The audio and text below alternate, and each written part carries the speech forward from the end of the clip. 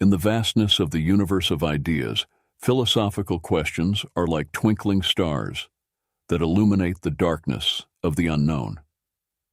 Amidst this intellectual spectacle, C.S. Lewis's 37 phrases emerge as constellations of insight and inquiry, inviting us to explore the deepest mysteries of human existence.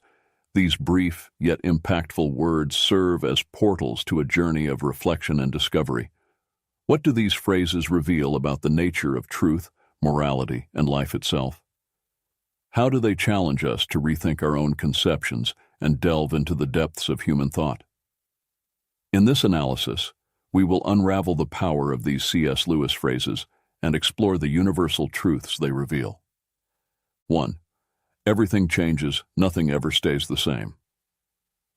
C.S. Lewis's quote addresses a fascinating and often paradoxical aspect of human experience: the nature of time and our perception of change. The first part of the statement, "Everything changes, nothing remains the same," reflects a fundamental truth in many aspects of life and the universe. From the laws of physics, which show that the universe is in a constant state of change and evolution, to transformations in society, technology, and our personal lives, change is a constant. The second part of the quote, "Isn't it funny how day by day nothing changes, but when you look back everything is different," speaks to how we perceive time and change in the short and long term. In day-to-day life, changes may seem insignificant or imperceptible because we are immersed in our routines, and the small daily variations do not seem to significantly alter the course of our lives. 2. There are far, far better things ahead than the ones you leave behind. This phrase by C.S. Lewis is an invitation to optimism and hope, encouraging us to look to the future with a positive perspective. The central idea is that, regardless of the losses or challenges we face, the future holds possibilities and joys that surpass what has been left behind. This thought can be particularly comforting in times of transition or loss, reminding us that closing one chapter in our lives makes room for the beginning of another, potentially more rewarding and enriching one. Lewis, with this statement, also touches on the transitory nature of life and the importance of not clinging excessively to the past or material things. Excessive attachment to what has been can prevent us from fully embracing new opportunities and experiences. The idea that the best is yet to come serves as a reminder to keep our minds and hearts open to the infinite possibilities the future holds. 3. Nothing in life ours to keep. This idea can be interpreted in various ways. In a material sense, it suggests that generosity and the act of sharing with others can enrich our own life experience, providing a sense of satisfaction and purpose that simple accumulation of material goods cannot offer. On a deeper level, it can be argued that only through generosity and altruism can we truly experience the richness of life, as it is in giving that we receive. Furthermore, Lewis may be touching on a broader spiritual or philosophical truth, where true freedom and fulfillment come from transcending selfishness and excessive attachment to worldly things.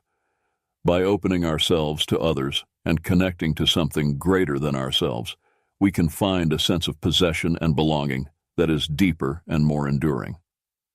4. Give up yourself, and you will find your real self. This concept, often explored in spiritual and philosophical contexts, suggests that the true essence of who we are can only be found when we abandon the ego, superficial desires, and pretensions.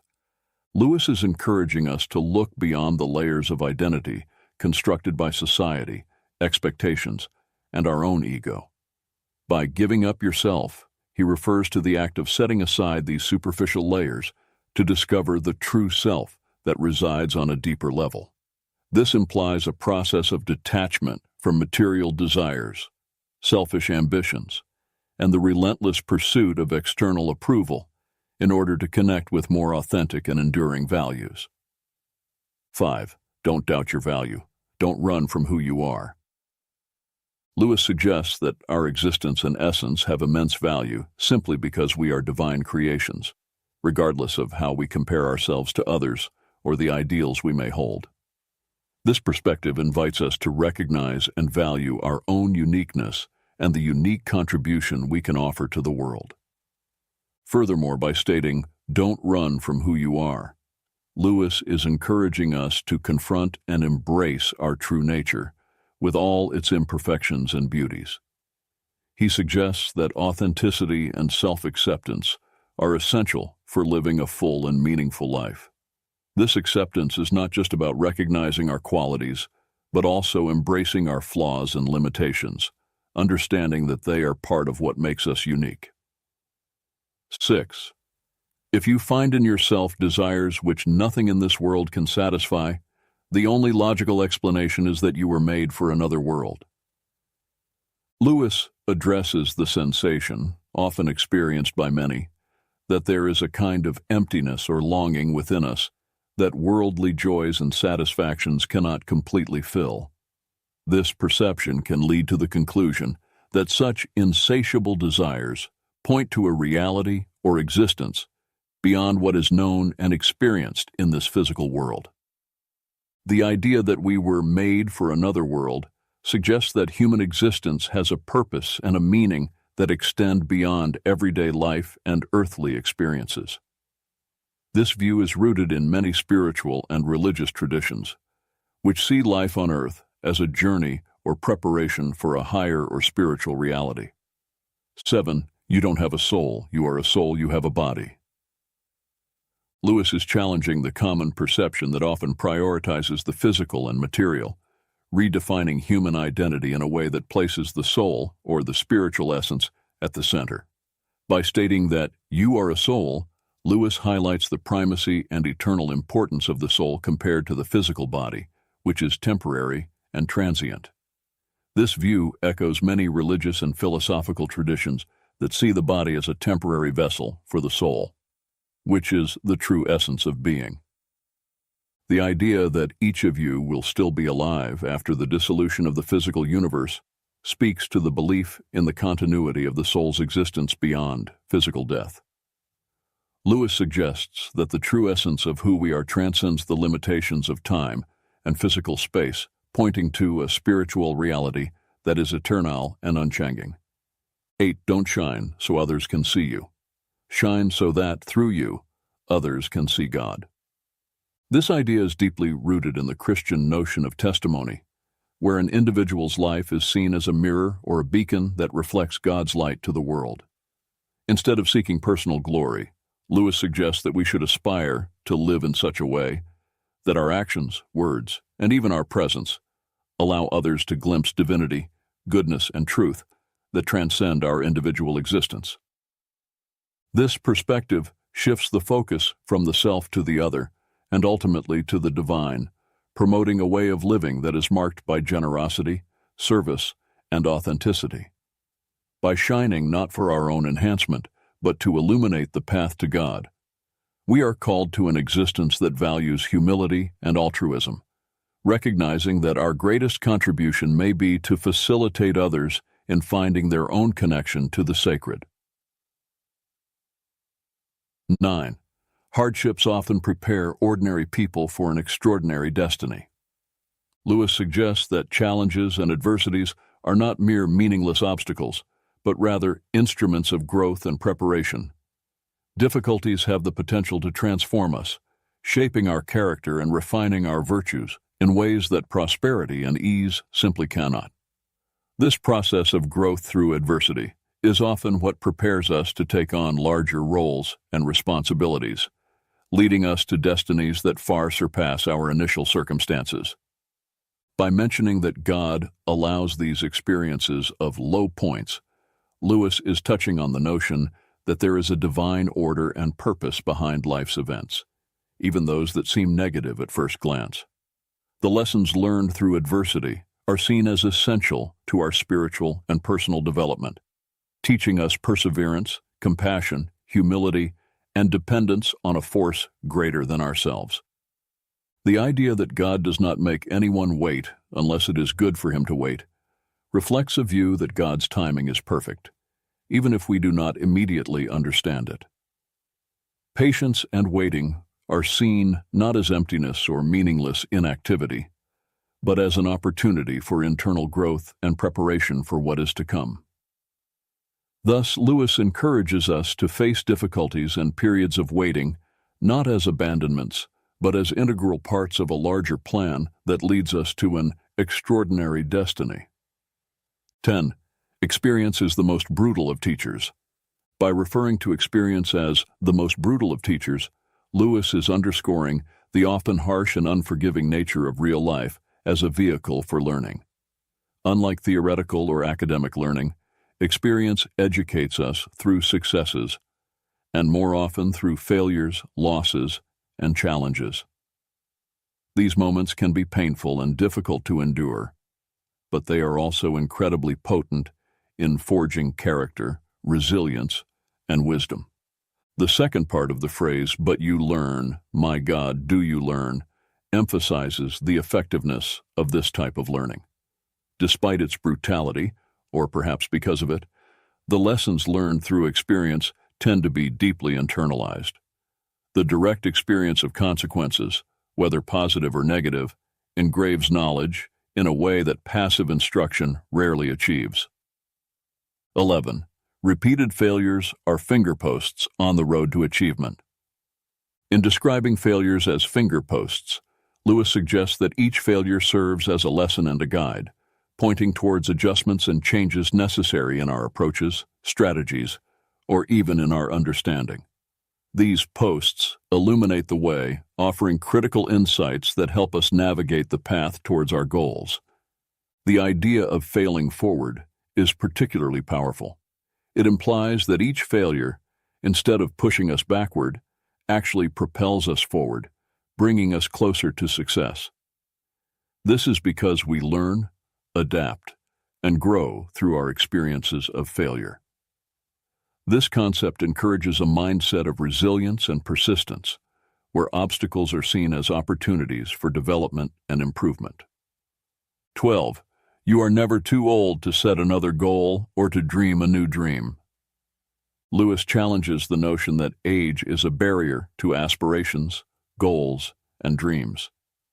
He emphasizes the infinite capacity of the human being to reinvent oneself and pursue new directions, regardless of where one stands in their life journey.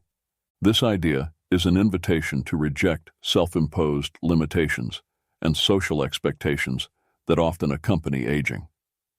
Instead of viewing old age as a time to slow down or give up on new endeavors, Lewis suggests that there is always room for new beginnings and possibilities. This can be particularly inspiring for those who may feel they have missed opportunities or that it is too late to pursue passions or interests that have been set aside. Essentially, Lewis reminds us that the ability to dream and aspire knows no age limits. This message serves as an encouragement to continue seeking growth, fulfillment, and joy in all stages of our lives, embracing the ongoing journey of discovery and renewal. 13. Don't let your happiness depend on something you may lose. This brings forth a profound reflection on the nature of happiness and the importance of grounding it in aspects of life that are enduring and intrinsic, rather than external and transient. This idea encourages us to reconsider the sources of our joy and satisfaction, warning against basing our happiness on elements that are outside of our control and can easily be altered or lost, such as material possessions, social status, or even specific relationships. By highlighting the volatility of many of the things we value, Lewis suggests the pursuit of a more authentic and resilient happiness, one that is not shaken by the inevitable changes and challenges of life. This may involve cultivating internal virtues such as peace of mind, gratitude, self-love, and spirituality, which are less susceptible to external circumstances. 14. This world is a great sculptor's shop. It is a rich metaphor reflecting on the process of personal growth and transformation within the context of human existence. Comparing the world to a sculptor's workshop, Lewis suggests that life experiences, with their challenges and opportunities, act as the tools and techniques used by a sculptor to shape and define their creations. In this analogy, we humans are like unfinished statues, constantly being formed and refined by the hands of the sculptor, a metaphor for life's forces, circumstances, interactions with other people, and possibly a divine influence or destiny. Each experience carves our character, molds our values, and affects our life trajectory, contributing to the ongoing process of becoming who we are meant to be.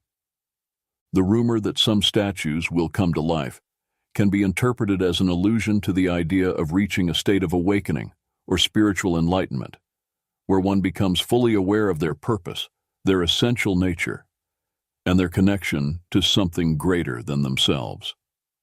This can also be seen as a moment of personal fulfillment, where a person transcends previous limitations and emerges more alive, authentic, and fully realized. 15. We are mirrors whose brightness, if we are bright, is wholly derived from the sun that shines upon us. Comparing ourselves to mirrors suggests that our value and brightness are not inherent, but reflected from a larger external source, in this case, symbolized by the sun. This source can be interpreted in various ways, including love, truth, beauty, or in a spiritual context, the divine. The idea that our brightness is wholly derived from this external source reminds us of our dependence and connection to something beyond ourselves to find meaning, purpose, and light in our lives. The second part of Lewis's reflection about the importance of keeping the self clean and bright to have a clear view of God reinforces the idea that our ability to perceive and reflect truth and beauty is affected by the state of our inner being. Just as the view of the moon can be obscured by a dirty telescope, our perception of the divine or the deeper meaning of life can be clouded by our faults, biases, or spiritual neglect. 16. There are two kinds of people, those who say to God, "Thy will be done," and those to whom God says in the end, "Thy will be done." Lewis delineates a fundamental division between those who choose to submit to divine will and those who insist on following their own path, regardless of divine guidance. By saying, "Thy will be done," an individual expresses a willingness to align with God's purposes and plans, placing God's wisdom and authority above their own preferences and desires. This voluntary submission is seen as an act of faith and trust in God's goodness and sovereignty. On the other hand, when God says, "Thy will be done" to an individual, Lewis suggests that God grants that person the freedom to choose their own path, even if that path leads to separation from God. This is an expression of divine justice and respect for human freedom, allowing the natural consequences of a person's choices to unfold. 17. C.S. Lewis's reflection. I have no duty to be anyone's friend, and no man in the world has a duty to be mine. No claims, no shadow of necessity. Friendship is unnecessary, like philosophy, like art, like the universe itself, for God did not need to create. It has no survival value. Rather, it is one of those things which give value to survival, addresses the nature and value of friendship in a deeply contemplative manner. Lewis is highlighting that friendship, unlike basic needs such as food and shelter, is not essential for our physical survival. However, he argues that it is precisely this unnecessariness that elevates friendship, philosophy, art, and the universe to something that transcends mere functionality or utility. Friendship is valued not for its usefulness, but for its ability to enrich the human experience, adding a layer of meaning, joy, and depth to life that goes beyond mere survival. By stating that there is no duty in friendship, Lewis also suggests that true relationships should not be based on obligations or expectations, but rather on a free and mutual choice to share life, thoughts, and moments. This underscores authenticity and voluntariness as essential aspects of meaningful friendships. The comparison with God's creation of the universe serves to illustrate the idea that the intrinsic value of something may lie in its beauty, complexity, and ability to inspire, rather than in its functional necessity. Thus, Lewis leads us to appreciate friendship and, by extension, art, philosophy, and the universe as gifts that enrich our existence, making life not only bearable, but deeply valuable. 18. You will never make a good impression on other people until you stop thinking about what sort of impression you are making. Lewis suggests that conscious effort to shape how we are seen often has the opposite effect, leading to a perception of inauthenticity or excessive effort. This reflection encourages us to adopt a more genuine and less calculated approach in social interactions. When concern about the impression we are making is replaced by authenticity and being present in the moment, we are more likely to truly connect with others. This is because authenticity promotes an openness and vulnerability that are essential for meaningful human relationships. Additionally, excessive concern about image can distract us from listening and engaging meaningfully with others, as we are more focused on how we are being perceived than on the interaction itself. By releasing the need to control others' perception, we make space to be ourselves, which is often more attractive and impressive than any carefully constructed persona. 19. To love at all is to be vulnerable. Lewis highlights that the act of loving inherently involves the risk of pain and loss because opening the heart to others, whether to people, animals, or even passions, exposes us to the possibility of being hurt. However, he argues that the only way to completely avoid this pain, by isolating oneself and protecting the heart from any emotional involvement, comes at a much higher cost. By doing so, the heart, while safe from pain, also becomes isolated from any form of true love and consequently from one of the most enriching experiences of human life. The paradox presented by Lewis is that in attempting to shield the heart from any harm by making it unbreakable and impenetrable, we actually render it unredeemable. This suggests that a heart never exposed to the risk of love loses its ability to love and be loved, becoming hardened and insensitive. 20. What draws people to be friends is that they see the same truth. Highlights the importance of intellectual and spiritual connections in forming deep and meaningful friendships. Lewis suggests that at the core of true friendships, there is a mutual recognition and appreciation of certain values, ideas, or fundamental truths that transcend superficial circumstances or passing interests. This view underscores that friendships are not merely based on convenience, physical attraction, or social circumstances, but on a deeper connection that involves the discovery and acknowledgement of a shared truth. This truth can refer to a common understanding of life, moral principles, a shared passion for certain subjects, or even a similar worldview. The act of sharing this truth implies not only recognizing it, but also experiencing and exploring it together, which can provide a solid foundation for the development of a lasting friendship. Friendships rooted in this kind of mutual understanding tend to be more resilient and enriching, as they are based on the mutual appreciation of aspects of being that are considered significant and valuable. 21. Love is a steady wish for the loved person's ultimate good. Lewis redefines love beyond the common notion of intense emotion or physical attraction. He presents love as an active and deliberate commitment to the well-being and happiness of the other person, regardless of circumstances or one's own emotions. This conception of love as a steady wish emphasizes the volitional and intentional nature of true love. It is not seen as something passive or merely sentimental, but as a continuous choice to prioritize the good of the loved one. This implies a commitment to actions and decisions that promote the well-being and fulfillment of that person, even if it requires sacrifice or selflessness. By qualifying the supreme good so far as it can be attained, Lewis also acknowledges the reality of human limitations and life circumstances. He suggests that while love aspires to the ideal of the highest good for the loved one must act within practical possibilities and the limitations of the real world. 22. Do not waste time bothering whether you love your neighbor.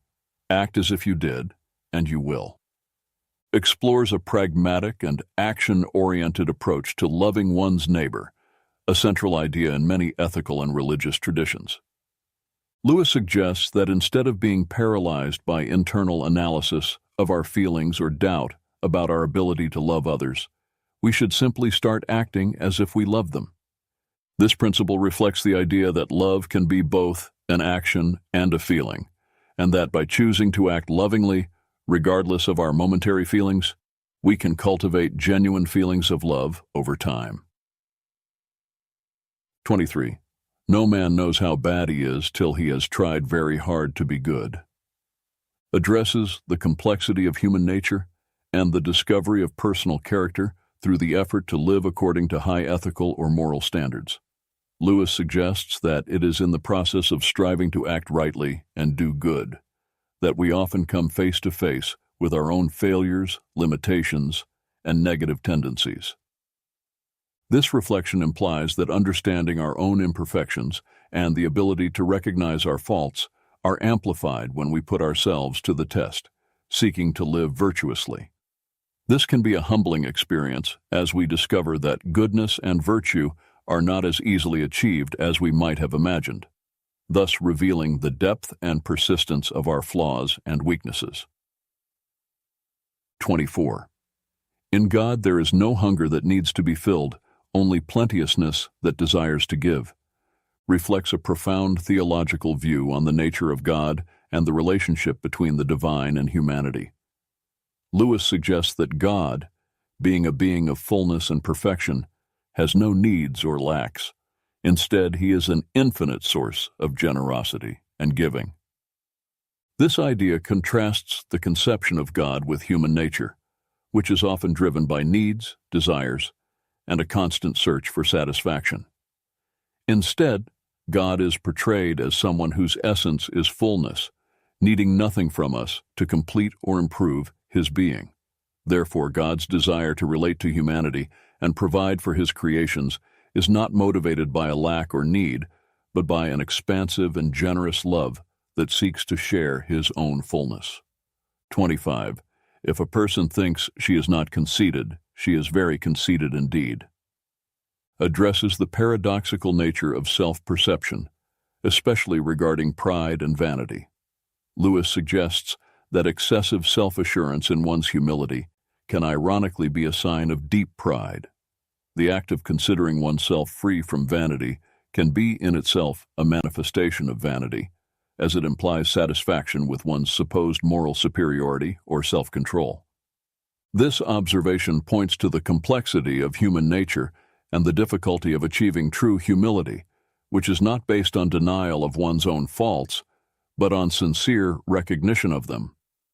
True humility involves honest self-assessment and a willingness to accept that, as human beings, we are all fallible and susceptible to error and pride. 26. Pride is spiritual cancer. C.S. Lewis's view of pride as a spiritual cancer highlights the destructive nature of this vice in a person's spiritual and relational life. By describing pride in this way, Lewis suggests that it corrupts and consumes the ability to love, find satisfaction, and even exercise good judgment. Pride is presented not just as a minor character flaw, but as a corrosive force that can destroy the most fundamental aspects of human and spiritual well-being. The second quote expands on this idea, explaining how pride obstructs knowledge of God. Lewis illustrates this with the image of a proud person who is always looking down, both literally and metaphorically, judging others and circumstances from a position of supposed superiority. This posture of looking down symbolizes a self-imposed barrier that blocks sight and openness to higher realities, including the spiritual. Therefore, as long as one is stuck in this attitude of pride, they will be unable to perceive or connect with God, who is above in the spiritual sense. Both quotes emphasize the idea that pride not only negatively affects interpersonal relationships and self-image, but also constitutes a significant obstacle to spiritual growth and perception of realities beyond the self. Lewis invites us to recognize pride as a serious impediment to love, genuine happiness, and wisdom, encouraging a constant pursuit of humility as a path to spiritual health and true knowledge. 27.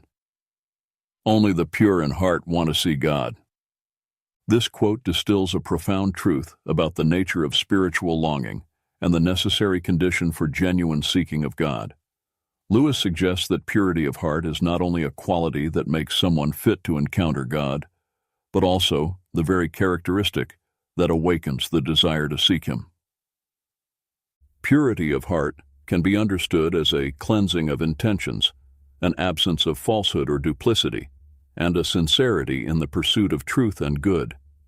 This purity involves an orientation of the being toward what is genuine and good, free from the distortions of selfishness, pride, and disordered passions that can obscure spiritual vision and deflect the quest for truth. By stating that only the pure in heart desire to see God, Lewis is highlighting the idea that the desire to know and draw near to the divine requires a certain inner disposition characterized by purity and sincerity. This implies that the spiritual journey toward God begins with an inner work of purification and alignment of the desires of the heart with spiritual values. 28. Human history is the long, terrible story of man trying to find something other than God which will make him happy.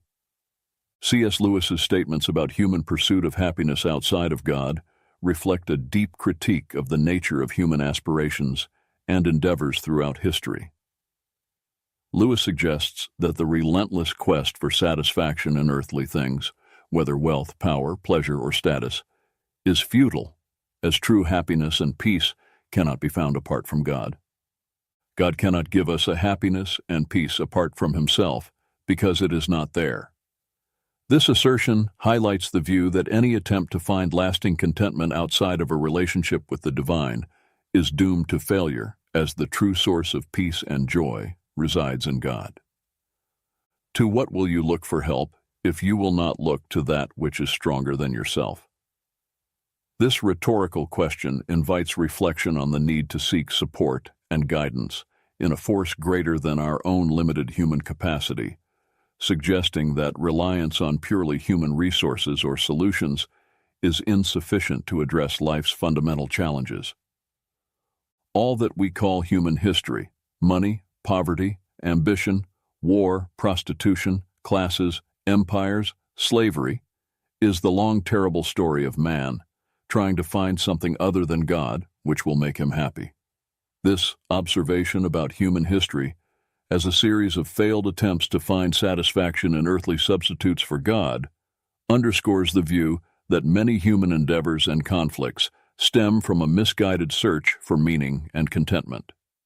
Together, these reflections by Lewis challenge us to reconsider the sources in which we seek happiness and purpose, encouraging a reorientation toward spiritual values and a deeper relationship with the divine as the path to true satisfaction and peace.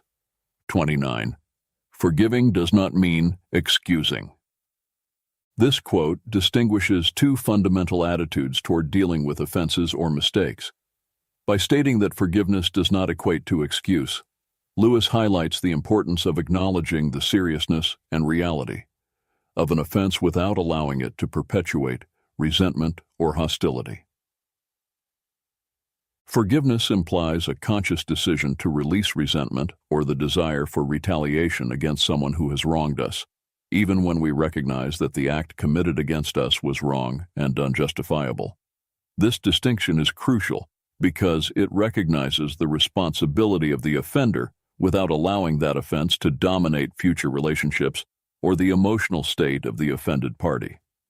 In contrast, excusing someone often involves minimizing the offense or justifying the offender's behavior, potentially ignoring the harm caused. Thus, excusing can inadvertently enable or validate harmful behavior. Lewis suggests that forgiveness is a deeper act that requires considerable moral strength. It involves choosing to respond to wrongdoing with a kind of mercy that does not deny the injustice of the act, but chooses not to define oneself or be consummated by it. This approach to forgiveness allows for healing and reconciliation while maintaining moral integrity by acknowledging the gravity of the wrong. Therefore, forgiveness, as Lewis conceives it, is an act of grace that transcends mere acceptance of others' faults, promoting the restoration of relationships without denying the reality of the harm caused. 30. Thirst was made for water, inquiry for truth. By C.S. Lewis offers a powerful metaphor that underscores the intrinsic connection between human pursuit of knowledge and the nature of truth. By comparing physical thirst for water with the innate desire to understand truth, Lewis invites us to reflect on the fundamental need we have to seek knowledge and understanding. Just as thirst is a natural condition that drives us to seek water to quench it and ensure our physical survival and well-being, curiosity and the desire to understand are fundamental impulses that lead us to seek truth, to satisfy our need for intellectual and spiritual knowledge and understanding. This comparison emphasizes that just as water is essential for physical life, truth is indispensable for our intellectual and spiritual life. Just as our bodies are designed to seek and consume water to maintain their health and proper functioning, our minds are naturally inclined to question, explore, and seek understanding to grow and thrive intellectually. 31. Faith is the art of holding on to things your reason has once accepted, in spite of your changing moods. This phrase by C.S. Lewis offers a profound understanding of faith that transcends mere emotional or irrational belief. Lewis suggests that true faith involves a continuous commitment to convictions and truths that have been accepted by reason, even when emotions or circumstances may try to sway us. This conception of faith highlights its active and deliberate nature, not as a passive state of acceptance, but as a constant exercise of will and discipline. By defining faith as the art of staying firm, Lewis implies that it requires practice, skill, and conscious effort to sustain beliefs in the face of doubt, fear, or uncertainty that may arise with fluctuations in our emotional states or changes in life circumstances. By emphasizing that faith is based on things reason once accepted, Lewis is also rejecting the notion that faith and reason are mutually exclusive. Instead, he proposes that authentic faith has its roots in rational and conscious understanding, and that maintaining this faith requires a continuous and deliberate return to these rational principles, especially when challenged by ever-changing moods. 32. We meet no ordinary people in our lives. This statement by C.S. Lewis offers a deeply human perspective on the nature of interpersonal interactions and the uniqueness of each individual. Lewis suggests that every human encounter, no matter how brief or trivial it may seem, is an opportunity to connect with someone extraordinary, whose life, experiences, and perspectives are unique and valuable. This assertion challenges the notion that some people are common or ordinary, highlighting that all individuals have a story, an inner complexity, and a unique potential that make them worthy of attention and respect. Even those who may seem to play mundane roles in our lives can have unexplored depths and inner riches that deserve to be recognized and valued. 33. Everyone thinks forgiveness is a lovely idea until he has something to forgive. This quote addresses the challenging nature of forgiveness and how our perspective on it can change when we find ourselves in the position of needing to forgive someone for a transgression or injustice. Initially, many people may agree that forgiveness is a noble and desirable virtue, recognizing its moral value and the emotional benefits it can bring to both the aggressor and the offended party. However, when confronted with the reality of a situation where they have been hurt or harmed by someone else, the act of forgiveness can become much more difficult than they imagined. This quote highlights the human tendency to idealize forgiveness when we are not directly involved in situations of conflict or hurt. However, when we are faced with the real need to forgive someone who has hurt us, we may discover that forgiveness is a complex and painful process that challenges our emotions, self-image, and values. 34. Integrity is doing the right thing, even when no one is watching. This quote highlights the importance of acting in accordance with our values and principles, regardless of the presence of supervision or the potential for reward or punishment. By defining integrity as doing the right thing, Lewis suggests that true integrity goes beyond simply following rules or social norms. It is a matter of moral and ethical principles. This implies making choices based on what is morally correct, even if it is easier or more advantageous to act otherwise. The part of the phrase that emphasizes that this should be done even when no one is watching underscores the importance of authenticity and consistency in our actions. This means that integrity is not something we display only to impress others or avoid negative consequences. It is a quality that is inherently valuable and shapes our conduct in all aspects of life. 35. Children are not a distraction from more important work. They are the most important work. This quote emphasizes the priority and significance of caring for and raising children in a person's life. In doing so, Lewis highlights the responsibility and privilege that parents have to shape and influence the development and future of their children. This statement challenges the common notion that caring for children is merely a secondary part or an obligation that competes with other activities considered more important or meaningful. Instead, Lewis argues that children are not a distraction, but rather the central focus and primary responsibility of any adult who takes on the role of a father or mother. By recognizing children as the most important work, Lewis underscores the profound influence that parents have on the lives and development of their children. He suggests that parental care extends beyond simply providing material needs. It involves nurturing, educating, guiding, and loving children, preparing them to face life's challenges and become responsible and compassionate adults. 36. A children's story that can only be enjoyed by children is not a good children's story. Lewis argues that a story intended for children should be able to captivate and enchant not only the child audience, but also adults, regardless of their age. This statement suggests that the best children's stories transcend age limitations and have a universal appeal that resonates with readers of all ages. They should contain elements such as imagination, adventure, wisdom, and emotion, which can be appreciated and valued by people of all ages, from the youngest children to the oldest adults. By emphasizing that a good children's story should be able to attract a broader audience, Lewis acknowledges the importance of the power of narrative to educate, inspire, and entertain people of all ages. He suggests that, even as we grow and mature, we never lose our love for the magic of enchanting stories, and that we should continue to seek out that magic throughout our lives. 37. True humility is not thinking less of yourself, it's thinking of yourself less. By stating that true humility is not thinking less of yourself, Lewis highlights that self-esteem and recognizing one's own worth are not incompatible with humility. On the contrary, genuine humility involves a balanced view of oneself, free from arrogance or pride, but also free from self-deprecation or underestimation. The second part of the phrase, "it's thinking of yourself less," points to the essence of true humility. It suggests that genuine humility is characterized by a shift of focus from the ego and one's own needs to the needs and interests of others.